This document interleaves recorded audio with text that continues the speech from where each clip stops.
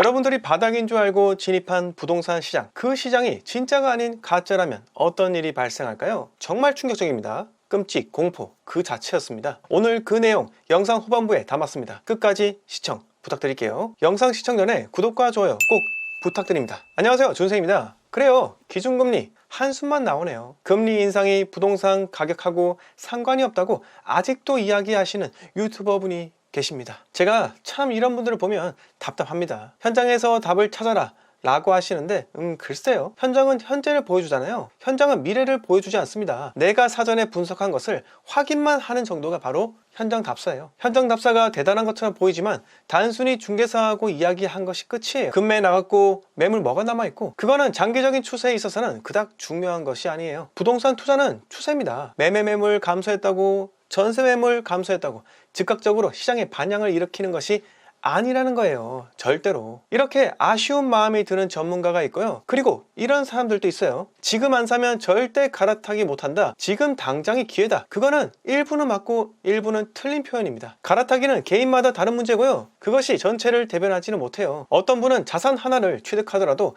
끊임없이 고가 자산으로 갈아타면서 자산을 성장시켜야 하는 사람이 있고요. 어떤 사람에게는 좋지 않은 상품에라도 거주하면서 거주 비용을 최소화시키면서 그러면서 갭 투자로 돈을 벌어야 하는 사람도 있는 겁니다. 누구에게나 딱 이거다 라고 하는 투자 방식은 없다는 거예요. 제가 여러 부동산 전문가 영상을 많이 보는데요, 투자 철학에 대해서 이야기하는 사람은 그 어디도 없는 것 같아요. 화려한 미사오구를 자세히 뜯어보면 그냥 장기적으로 오를 거니까 사면 된다, 대부분이 그래요. 저도 잘난 것은 없지만 그래도 나름 개인적인 투자 철학은 갖고 시장에 참여하고 있다고 생각합니다. 제가 오늘 하도 답답해서 이런 비평을 좀 했는데요, 양해를 좀 부탁드립니다. 여러분, 가짜 바닥에 대해서 아시나요? 아참, 본론을 말하기 전에 갑자기 생각났는데요, 몇 년 전 하락장인데 유사 하락장이라고 지금 하락이 아니다, 일시적 조정이다 라고 했던 전문가가 있었어요.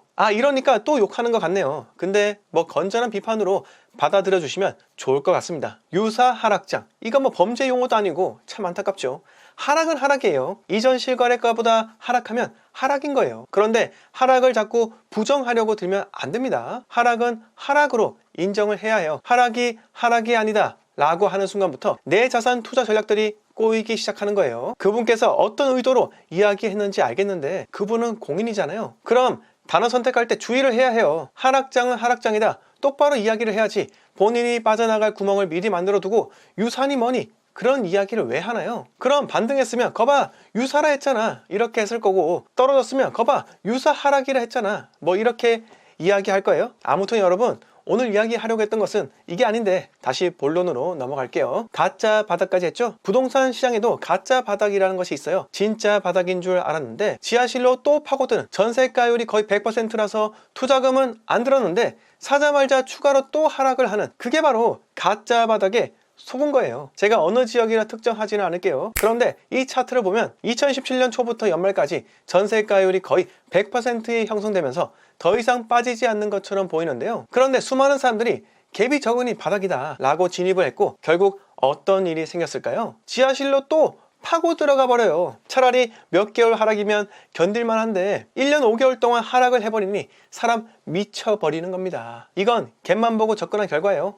2018년 이 도시는 입주 물량이 역대급으로 예정이 되어 있었는데 입주 물량 지표만 봤으면 이 사단이 생기지 않았을 텐데 책 몇 권 읽고 갭만 보고 들어가 보니 수년간 자금이 묶여버리는 일이 발생하게 되었죠. 이걸 기회비용 상실이라고 해요. 미래를 어떻게 예측할 수 있냐, 하락할지 올라갈지 어떻게 아냐, 네가 뭐 그래 잘났냐 이렇게 하실 수도 있습니다. 죄송합니다. 그런데 투자는 잃지 않는 것이 대원칙입니다. 부정적인 지표가 현재 이 순간이 아니라 앞으로 닥칠 예정이라면 우리는 일단 피할 필요가 있다는 겁니다. 왜냐하면 그 지역이 아니더라도 투자 가치가 있는 지역은 수없이 많으니까요. 마지막으로 한 말씀만 드리고 마칠게요.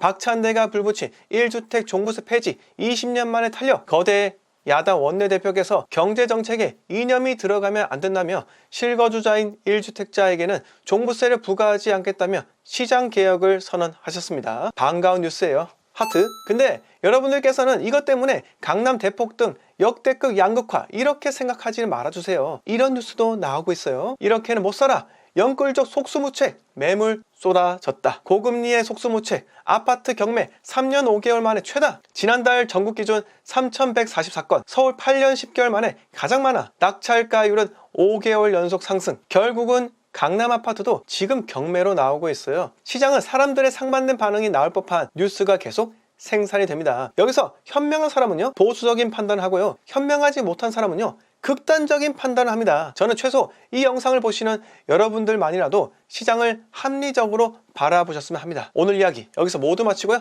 구독과 좋아요, 멤버십 가입까지 부탁드립니다. 감사합니다.